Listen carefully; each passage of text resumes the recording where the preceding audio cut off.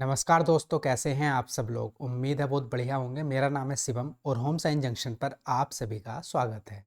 तो आज की क्लास में हम फिर से करने वाले हैं डी ट्रिपल एस पी का एक और paper, D triple S P TGT computer science का, जो हुआ था आपका 24 जून 2023 में। तो इस पेपर के जनरल सेक्शन के मैथ्स वाले पार्ट को आज की क्लास में हम कवर करेंगे। तो चलिए आज की क्लास को करते हैं स्टार्ट। क्वेश्चन नंबर 1 आपके सामने है। क्वेश्चन है भाई, A has a sum of 12,528 which is 16% more than what B has and 20% less than what C has. The amount that B and C together have is. तो A के पास 12,528 रुपये की राशि है, जो B के पास की राशि से 16% अधिक है और C के पास की राशि से 20% कम है। B और C के पास कुल मिलाकर कितनी राशि है ये आपको बताना है। तो ए के पास कुल कितनी धनराशि है? ए के पास है भाई 12,528 रुपये। अब यहाँ से अगर हम बी के जो है राशि निकालना चाहें तो बी की राशि क्या है भाई? ए की राशि जो है बी के पास की राशि से 16% अधिक है। तो अगर हम बी की राशि निकालेंगे तो ये वैल्यू किसकी हो जाएगी? ये हो जाएगी 116% की, क्योंकि 16% अधिक है गुणा 100। तो ये निकल जाएगी हमारी बी की राशि। तो अब इसको हम कर लेंगे सोल्व। किससे चला जाएगा भाई? ये 4 से चला जाएगा। 4 दूनी 8 बचा 3 और 4 नम 6।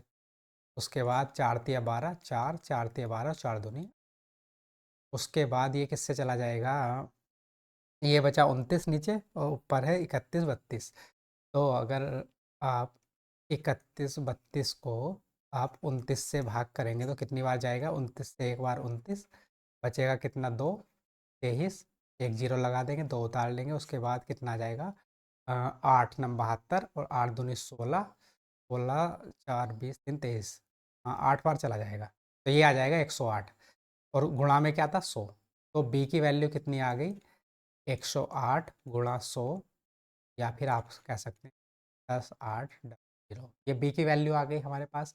अब हम सी की वैल्यू निकालते हैं और सी के पास की राशि से 20% कम है। तो अगर आप सी की राशि निकालना चाहो तो ए के पास कितनी राशि है? 12,528, जो सी से 20% कम है। मतलब ये 80% की वैल्यू होगी। अगर हम सी की वैल्यू निकाल लें तो 100% की वैल्यू निकाल लेंगे यहाँ से। तो उसके लिए भाई एक जीरो से एक जीरो। उसके बाद ये किससे चला जाएगा? 8 छंग 48, 4, हाँ 8 से चला जाएगा। तो 8 का ना 8 बचा 4। तो उसके बाद बचा 45, 8 पंजे 40, जब 5, तो 8 छंग 48 और बचा 4, 8 छंग 48। तो ये कितना आ गया? 15,66 जी, है ना। तो सी की राशि आ गई आपके पास 15,660 और बी की राशि आ गई आपके पास 10,800। अब हमें बताना क्या है? बी और सी के पास कुल मिलाकर कितनी धनराशि है ये आपको बताना है। तो बी प्लस सी की अगर आप धनराशि निकालोगे तो कितनी हो जाएगी? 10,800 प्लस 15,660, 15,660। इन दोनों को जोड़ देंगे तो कितना आएगा? 0 6 8 6 14, 5 और 1 6 और 1 और 1 2। ये आ गई 26,460। तो आपका फर्स्ट वाला ऑप्शन हो जाएगा करेक्ट ऑप्शन। उम्मीद है क्वेश्चन समझ पाए होंगे। चलिए आगे चलते हैं। Question number 2। क्वेश्चन नंबर 2 है भाई, द वैल्यू ऑफ इज। तो इसकी जो है आपको सिंप्लीफाइड वैल्यू बतानी है, इसको सिंप्लीफाइड करना है। काफ़ी लंबा सा क्वेश्चन है, काफ़ी कैलकुलेशन, पर कोई बात नहीं, चलिए करते हैं।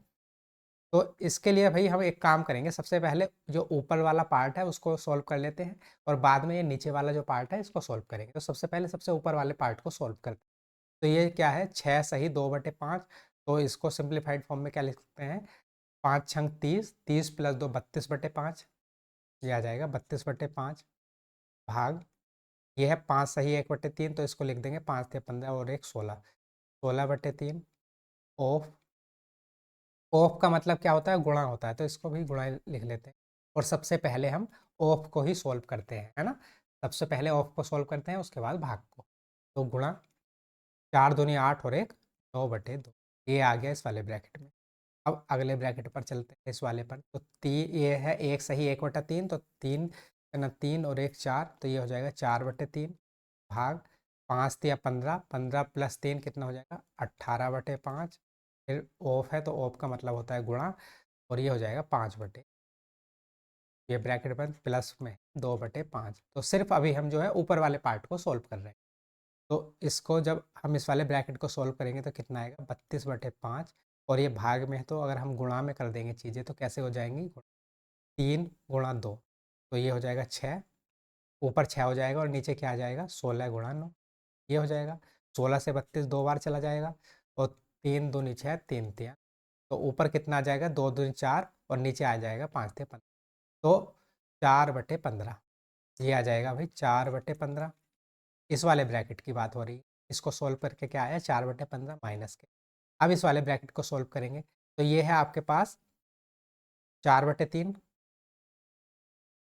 4/3 गुणा ये हो जाएगा 5 गुणा 6 ऊपर चला जाएगा और ये जो है 18 गुणा 5 ये आ जाएगा तो 5 से 5 कैंसिल आउट 6 से 18 36 18 तो ये कितना आ जाएगा 4/9 तो यहाँ पर कितना आ जाएगा इस वाले ब्रैकेट में 4/9 और बाहर बाहर क्या था भाई ये 2/5 तो इतनी चीज़ें आ गई आपकी पहले ब्रैकेट में आया आपके पास 4/15 फिर माइनस के दूसरे ब्रैकेट में आया 4/9 और प्लस बाहर है 2/5 अब इसको सॉल्व करेंगे तो अगर हम यहाँ से क्या करेंगे भाई अगर हम 45 को कॉमन ले लें है ना 45 कॉमन ले लेते हैं या फिर 45 जो है एलसीएम ले लेते हैं तो 45 एलसीएम लोगे तो यहाँ पर था 15 15 या 45 तो यहाँ हो जाएगा 12 माइनस के 9 पंजे 45 तो ये हो जाएगा 20 5 चौक 20 और प्लस 5 नम 45 तो 9 दूनी 18 ये हो जाएगा 18 अब ये माइनस के 20 है ये प्लस के 18 तो कितने बचेंगे माइनस के 2 और ऊपर ये है 12 तो 12 में से -2 जाएंगे तो ये हो जाएगा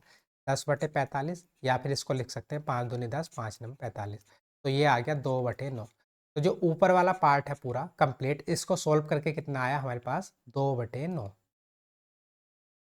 इस पूरे पार्ट को सोल्व करके आया हमारे पास 2/9 है ना अब जो है हम ये नीचे वाला पार्ट जो है इसको सोल्व करेंगे तो नीचे क्या है भाई ये है 3/4 माइनस के 3 दूनी 6 और 2 8/3 भाग 5 ही करना 5 और 1 6/5 ऑफ का मतलब होता है गुणा 5/9 प्लस 4 चौक 16 और 1 17/4 ये आ गया सबसे पहले ऑफ को ही सॉल्व करते हैं तो 5 से 5 कैंसिल आउट उसके बाद 3 दूनी 6 और 3 तिया ये आ गया तो क्या आया आपके पास 3/4 माइनस के 8/3 और भाग में क्या है 2/3 तो गुणा करके क्या लिख देंगे 3/2 और प्लस है 17/4 3 से 3 कैंसिल और 2 से ये 4 बार तो ये आ जाएगा आपके पास 3/4 माइनस के 4 प्लस 17/4 अब अगर आप 4 एलसीएम ले लेंगे तो कितना आ जाएगा 3 माइनस के 16 और प्लस के 17 तो माइनस के 16 है प्लस के 17 तो प्लस का 1 बचेगा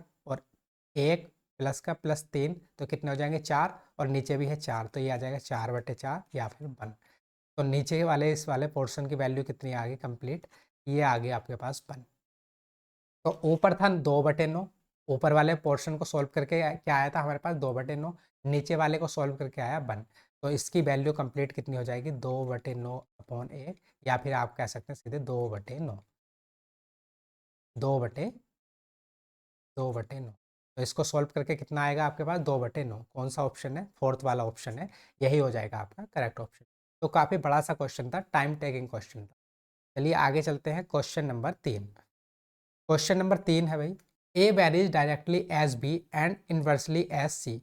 When V बराबर 25 and C is equals to 18, then A बराबर 20. If V is equals to 35 and C is equals to 16, then what is the value of A? तो A की वैल्यू आपको बतानी है तो यहाँ पर है भाई A डायरेक्टली वेरीज है B के एंड इन्वर्सली है C की आप इन्हें कंबाइंड फॉर्म में क्या लिख सकते हैं इनको लिखा जा सकता है यहीं पर लिख लेते हैं इनको लिखा जा सकता है ए P/C और जब आप इस वाले साइन को हटाते हैं तो एक कांस्टेंट वैल्यू आती है कांस्टेंट हम मान लेते हैं के तो इसको क्या लिखा जा सकता है ए बराबर के P/C ये आ गया अब आगे भाई आपको बी की वैल्यू दे रखी है सी की वैल्यू दे रखी है और ए की वैल्यू दे रखी है जब इन तीनों की वैल्यू हम यहाँ पर रखेंगे तो उससे हमें किसकी वैल्यू मिल जाएगी के की वैल्यू मिल जाएगी यहाँ पर रख देते हैं ए की वैल्यू कितनी है 20 बराबर के पी की वैल्यू है 25 अपॉन सी की वैल्यू है 18 तो यहाँ से के की वैल्यू निकाल लेंगे हम तो 5 पंजे 25 5 चौक 20 ये हो जाएगा 18 चौक 72 तो के की वैल्यू कितनी आ गई 72/5। ये हमारी किसकी वैल्यू निकल गई, के की वैल्यू निकल गई 72/5। अब दूसरी कंडीशन दे रखी है कि इफ़ v बराबर 35 एंड c बराबर 16 then what is the value of A. तो अब सेम ये वाली वैल्यू यहाँ पर रख के हम ए की वैल्यू निकाल लेंगे। ए की हमें वैल्यू निकालनी है। ए बराबर ए की जगह क्या रखेंगे 72/5, तो ये आ जाएगा 72/5। बी की जगह क्या रखेंगे, बी की वैल्यू दे रखी है अभी 35 अपॉन सी की वैल्यू दे रखी है 16। इसको सोल्व कर लेंगे तो ये 5 से 35 चला जाएगा 7 बार, और ये 8 दूनी 16 और 8 नम 72। तो ए की वैल्यू कितनी आ गई 9 सत्ते 63/2, या फिर ए बराबर 2 तिया 6 और 2 31.5। तो यहाँ से ए की वैल्यू कितनी आ गई आपके पास 31.5। सेकंड वाला ऑप्शन हो जाएगा आपका करेक्ट ऑप्शन। चलिए आगे चलेंगे क्वेश्चन नंबर 4। क्वेश्चन नंबर 4 है भाई, 6 years ago the ratio of the ages of Renu and Raman was 5:11. After 6 years from now the ratio of their ages will be 11:17. What is the sum of their present age in years? तो 6 वर्ष पहले रेणु और रमन की आयु का अनुपात था 5:11, और अब से 6 वर्ष बाद उनकी आयु का अनुपात कितना हो जाएगा 11:17। उनकी वर्तमान आयु का योग हमें बताना है कितना होगा। तो भाई ये है रेणु और ये है आपके पास रमन, और ये बात हो रही है 6 वर्ष पहले, और ये है 6 वर्ष के बाद, है ना। तो 6 वर्ष पहले रेणु और रमन की आयु का अनुपात कितना था, ये था 5:11, और 6 वर्ष के बाद उनकी आयु का अनुपात कितना है, ये है 11:17। तो अगर आप यहाँ पर देखो तो 11 और 17 में कितने का गैप है 6 का, ऐसे ही 5 और 11 में गैप कितने का है 6 का। लेकिन वर्षों में कितने का गैप आ गया, ये 6 वर्ष पहले की बात हो रही है, ये 6 वर्ष बाद की बात हो रही है। मतलब अगर आप यहाँ पर प्रेजेंट आप मान लेते हैं प्रेजेंट एज ये है, तो यहाँ से 6 वर्ष पहले और यहाँ से 6 वर्ष बाद, तो गैप कितने का है 6 + 6 12 साल का गैप आया। लेकिन यहाँ पर हमें गैप कितने का दिख रहा है रेशियो में 6 का। तो कहने का मतलब ये है कि ये जो 6 यूनिट है इसकी वैल्यू कितनी है 12 साल, या फिर 1 यूनिट की वैल्यू कितनी 2 साल। तो इससे हम जो है इनकी एज निकाल लेंगे। जब 1 यूनिट की वैल्यू 2 साल है तो 5 यूनिट की वैल्यू कितनी हो जाएगी, तो भाई 5 यूनिट की वैल्यू हो जाएगी 5 × 2, तो ये आ जाएगी 10 साल, है ना। ऐसे ही जब 1 यूनिट की वैल्यू 2 साल है तो 11 यूनिट की वैल्यू कितनी आ जाएगी 22 साल। तो ये 10 साल और 22 साल जो है 6 वर्ष पहले की जो है एज है। हमें अगर प्रेजेंट अब की एज निकालनी है तो इसमें 6 साल जोड़ने पड़ेंगे, क्योंकि ये तो 6 साल पुरानी बात हो रही है। तो +6 साल कर देंगे, +6 साल कर देंगे तो ये कितना हो जाएगा 16 साल, और ये आ जाएगा 28 साल, और ये है प्रेजेंट एज। ये प्रेजेंट एज हो जाएगी रेणु की 16 साल और रमन की 28 साल। हमें क्या बताना है, उनकी वर्तमान आयु का योग बताना है। तो प्रेजेंट एज का योग बताना है तो कितना हो जाएगा, ये हो जाएगा 16 + 28, तो 8 × 6 = 14, 2 और 1 3 और 1 4, तो ये आ जाएगा 44 साल। उनके प्रेजेंट एज का जो सम आ जाएगा या वर्तमान आयु का जो योग आ जाएगा वो कितना आ जाएगा 44 साल आ जाएगा। इसलिए थर्ड वाला ऑप्शन हो जाएगा आपका करेक्ट ऑप्शन। चलिए आगे चलते हैं क्वेश्चन नंबर 5। क्वेश्चन नंबर 5 है भाई, दिए गए ग्राफ का अध्ययन करें और निम्नलिखित प्रश्न का उत्तर दें। 2017 से 2020 तक एक कंपनी का आयात और निर्यात करोड़ में दिया गया है इस बार ग्राफ के माध्यम से, और आपसे क्वेश्चन में पूछा गया है 2018 और 2020 में कंपनी के औसत निर्यात का 2017 और 2019 में कुल आयात से अनुपात क्या है, ये अनुपात आपको बताना है। तो ये है इंपोर्ट्स, ये है एक्सपोर्ट, ये है आयात और ये है निर्यात, है ना। तो 2018 और 2020 में कंपनी के औसत निर्यात, तो निर्यात कौन सा है भाई, निर्यात है ये येलो वाला, और 2018, तो 2018 में येलो वाला ये है 540 और 2020 में है 640। इनके जो है निर्यात का औसत बताना है, तो 640 + 540 कितना हो जाएगा 1180, और औसत निकालना है तो दो कंपनियों का तो अपॉन 2 से भाग कर देंगे, कितना हो जाएगा 2 पंजे 10 और 2 9 18, ये आ जाएगा 590, है ना। इनका औसत आ गया 590। उसके बाद 2017 और 2019 में कुल आयात, तो आयात है ये ब्लू वाला, तो 2017 में देखेंगे तो ये है 265 और 2019 में है ये 500, तो 265 प्लस 500 करेंगे तो कितना आ जाएगा 765 में कुल आयात से अनुपात बताना है, तो 590 अनुपात 765 ये आपको बताना है। तो भाई 5 से चला जाएगा 5, फिर 5 1 बचा 4, 5 अट्ठे 40 अनुपात 5 और बचेगा 2, 5 पंजे 25 और 5 दिया 15, तो कितना आ गया 118 अनुपात 153। और तो आगे जाएगा नहीं किसी से, है ना। तो कौन सा ऑप्शन हो जाएगा, फर्स्ट वाला ऑप्शन ही हो जाएगा आपका करेक्ट, 118 अनुपात 153। चलिए आगे चलते हैं क्वेश्चन नंबर 6। क्वेश्चन नंबर 6 है भाई, a man marks an article 60% above its cost price and sells it by giving two successive discounts of 25% and 5% on its mark price. What is the profit percentage? तो भाई एक जो वो है आदमी है, वो अपने आर्टिकल को उसके जो कॉस्ट प्राइस है उससे 60% अधिक मार्क प्राइस रखता है उसका, या अंकित करता है। अंकित मूल्य कितना रखता है, उसके जो क्रय मूल्य से 60% अधिक, और उसके बाद दो छूट देता है, एक 25% की और 5% की। हमें बताना है कि उसका लाभ कितना होगा। तो भाई तो 60% की फ्रैक्शन वैल्यू कितनी हो जाएगी भाई, 3/5। तो कहने का मतलब ये है कि अगर उसका कॉस्ट प्राइस 5 यूनिट था तो उसने मार्क प्राइस कितना रखा, ये रखा 8 यूनिट। या फिर कैलकुलेशन को आसान रखने के लिए आप इसको 500 मान लो और इसको मान लो 800। तो उसका अगर क्रय मूल्य 500 था तो उसने अंकित मूल्य कितना रख दिया उसका, 800 रुपये, 60% अधिक। अब क्या करता है भाई, वो दो सक्सेसिव डिस्काउंट देता है, एक 25% का और एक 5% का ऑन इट्स मार्क प्राइस। तो अंकित मूल्य पर दो सक्सेसिव डिस्काउंट देता है, 800 पे दो सक्सेसिव देगा, एक 25% का। 25% की वैल्यू होती है फ्रैक्शन वैल्यू 1/4, तो ये हो जाएगा 3/4 गुणा। दूसरा देता है 5%, तो 5% की फ्रैक्शन वैल्यू होती है 1/20, तो ये हो जाएगा 19/20। और ये जो आएगा ये आ जाएगा आपका, ये आ जाएगा एसपी। ये एसपी की वैल्यू आएगी जब हम इसको सोल्व कर लेंगे। तो 1 0 से 1 0, 4 दूनी 8, तो ये बचा 10, और ये है 19 या 57, 57 की 10 से गुणा करोगे तो ये कितना आ जाएगा, तो 70। और ये किसकी वैल्यू आ गई, ये आ गई आपके सेलिंग प्राइस की वैल्यू, विक्रय मूल्य की वैल्यू। तो हमें बताना है उसका लाभ प्रतिशत क्या होगा। तो भाई 500 रुपये तो है उसका जो है क्रय मूल्य या फिर कॉस्ट प्राइस, और बेचने वाला मूल्य विक्रय मूल्य है उसका 570।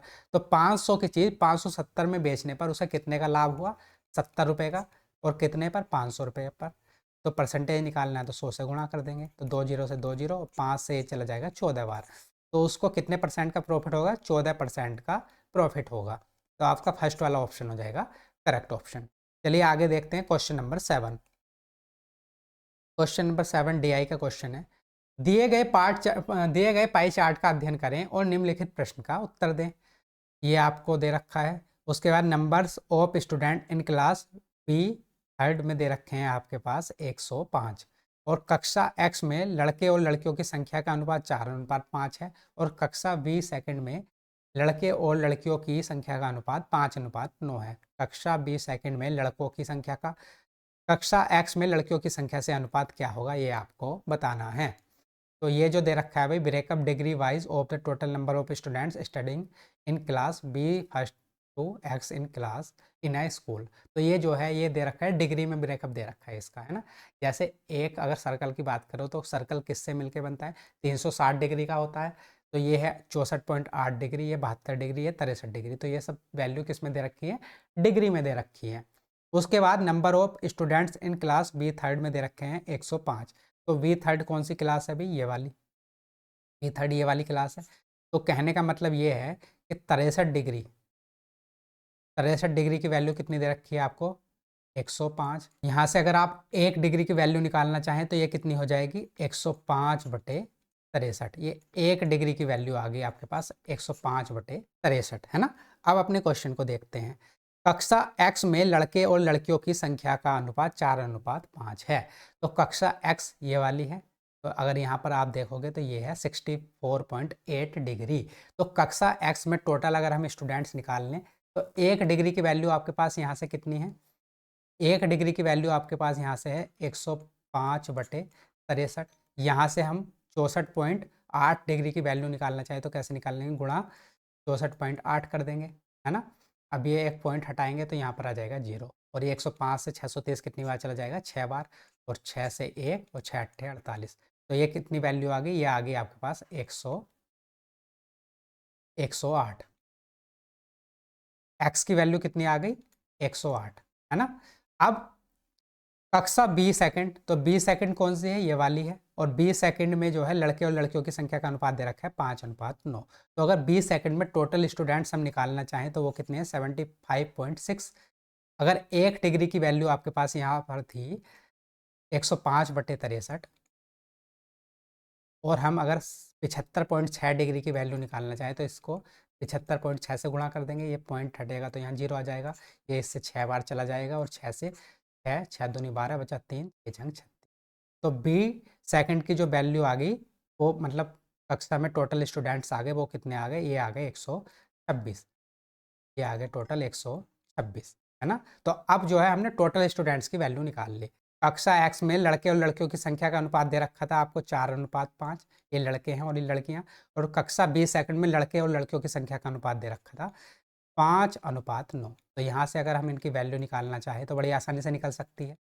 108 इसकी वैल्यू है 9 यूनिट की, है ना। तो 9 से कितनी बार? 12 बार चला जाएगा, और 12 चौक 48। तो लड़के आ जाएंगे 48, और 12 पंजे 60, लड़के आ जाएंगे 60। ऐसे ही हम यहाँ से लड़के और लड़कियों की वैल्यू निकाल लेंगे। तो 9 5 14, और 14 से ये 126 कितनी बार चला जाएगा? 14 नम्मा 126, 9 बार चला जाएगा। तो ये हो जाएगा 9 पंजे 45, और 9 नम 81। तो ये लड़के हो गए बॉयज़, और ये हैं गर्ल्स। ऐसे ये है बॉयज़ और ये हैं गर्ल्स। तो अब जो है हमारे पास सभी की वैल्यू आ गई। अब हमें क्या बताना है? कक्षा 20 सेकंड, तो 20 सेकंड ये वाली है, में लड़कों की संख्या। तो कक्षा 20 सेकंड में लड़कों की संख्या कितनी है? 45। तथा कक्षा एक्स में लड़कियों की संख्या, कक्षा एक्स ये है और उसमें लड़कियों की संख्या कितनी है? 60। इनका क्या बताना है? अनुपात बताना है। तो 15 या 45, 15 चौका 60। कितना अनुपात आ जाएगा? 3:4। तो फोर्थ वाला ऑप्शन हो जाएगा आपका करेक्ट ऑप्शन। चलिए आगे बढ़ेंगे। Question number 8। क्वेश्चन नंबर 8 है, बिलियन ए में अम्ल और जल का अनुपात 2:5 है, तथा बिलियन बी में अम्ल और जल का अनुपात 6:7 है। बिलियन ए के 7 लीटर को बिलियन बी के 9 लीटर में मिलाया जाता है। परिणामी बिलियन में 312 ml में अम्ल की मात्रा क्या होगी? ये आपको बताना है। तो ये है सॉल्यूशन ए, और इसमें जो है एसिड और वाटर का जो रेशियो दे रखा है वो कितना दे रखा है? 2:5। और ये है बी, और इसमें एसिड और वाटर का दे रखा है आपको 6:7। तो ये टोटल अगर आप मिक्सचर की बात करोगे, ए में कितना है? 7, और बी में है 13। और बिलियन ए के 7 लीटर को, तो ए के कितने लीटर हैं? 7 लीटर, और बिलियन बी के 9 लीटर में मिलाया जाता है, ये है 9 लीटर, है ना। तो परिणामी बिलियन के 312 ml में अम्ल की मात्रा कितनी होगी? ये आपको बताना है। तो अगर जो सॉल्यूशन ए है, बिलियन ए में अगर हम अम्ल की मात्रा निकालनी चाहें तो वो कितनी हो जाएगी? अम्ल की मात्रा है, ए अनुपात है 2:5, तो अम्ल की मात्रा कितनी हो जाएगी? 2 बटे टोटल 7। टोटल सॉल्यूशन है 7, और इसका कितने लीटर मिलाया जाता है? बिलियन ए के 7 लीटर, है ना। तो ये 7 गुणा 7।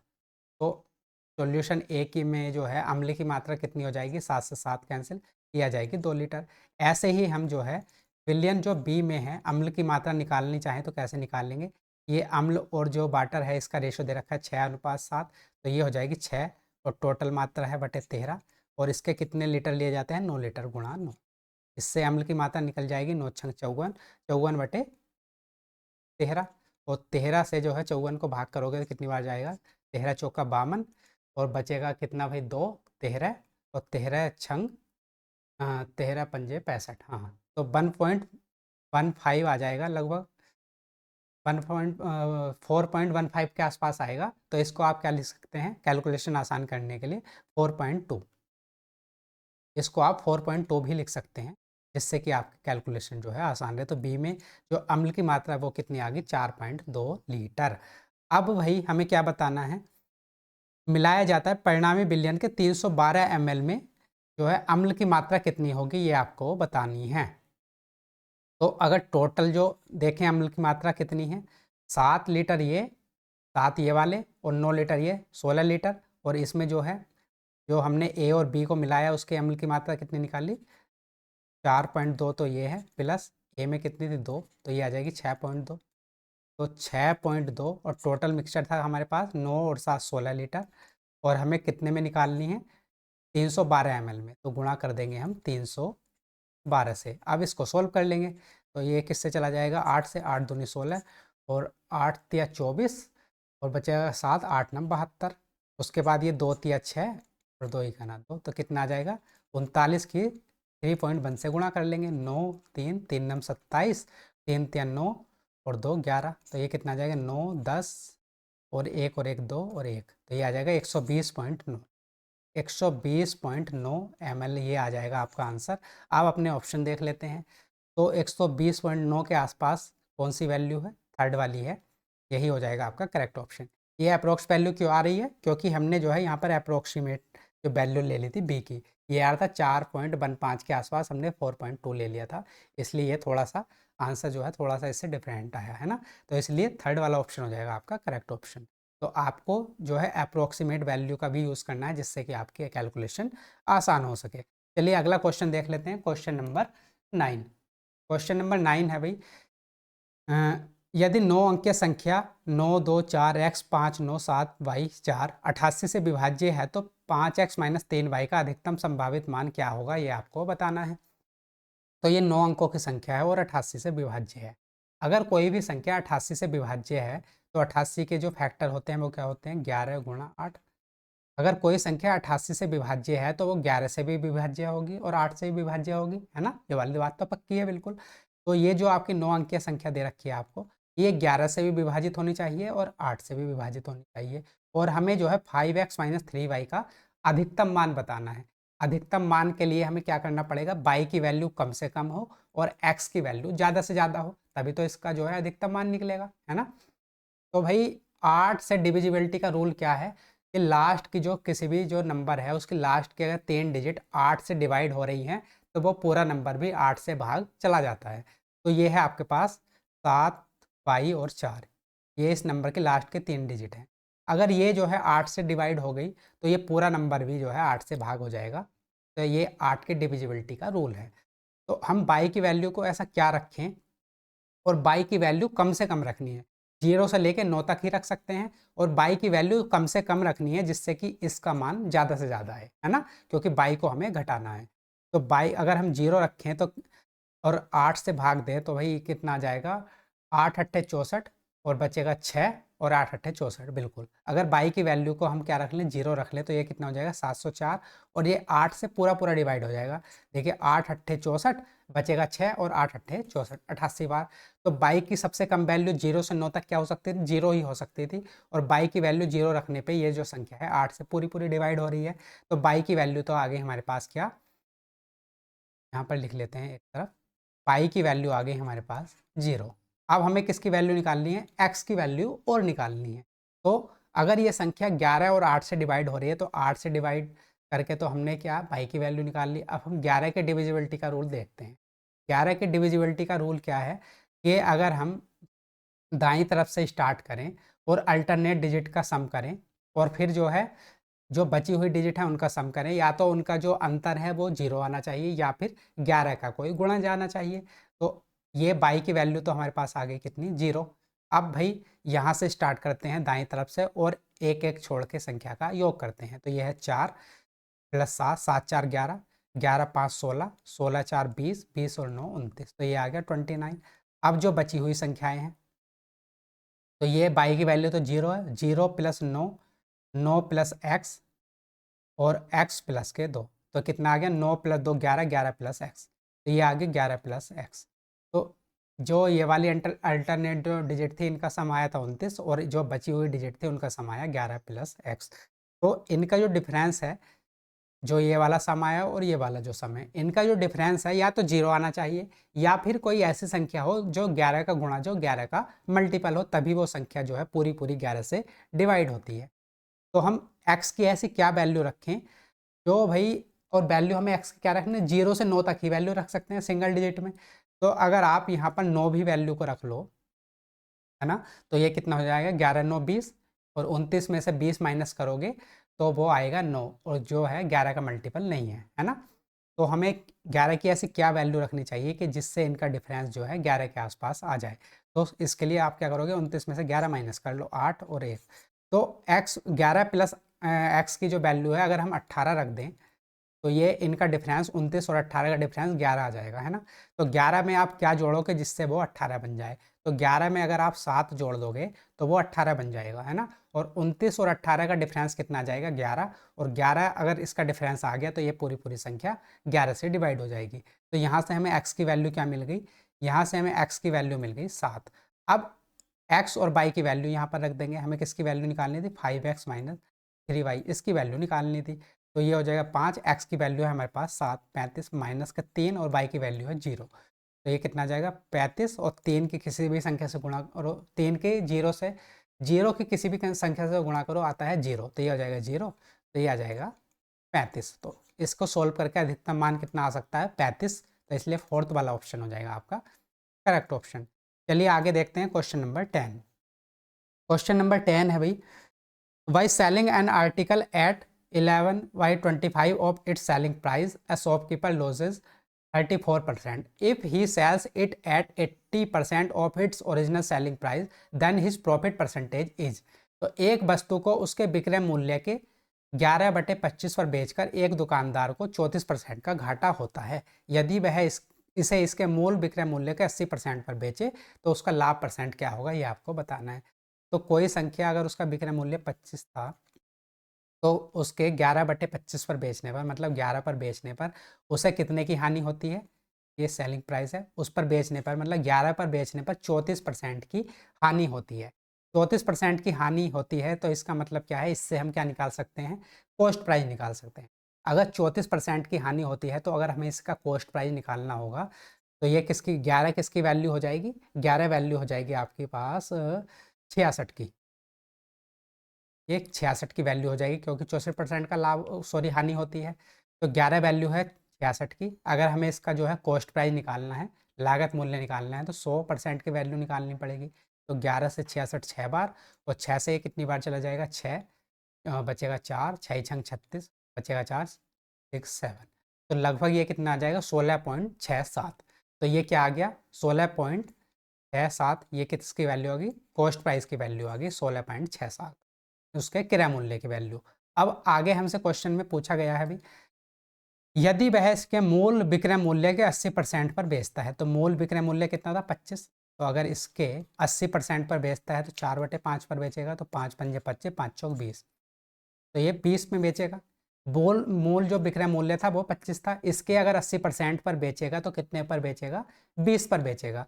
तो उसका लाभ प्रतिशत क्या है, तो भाई कॉस्ट प्राइस तो आपके पास आ गया कितना, ये हमने निकाल लिया 16.67।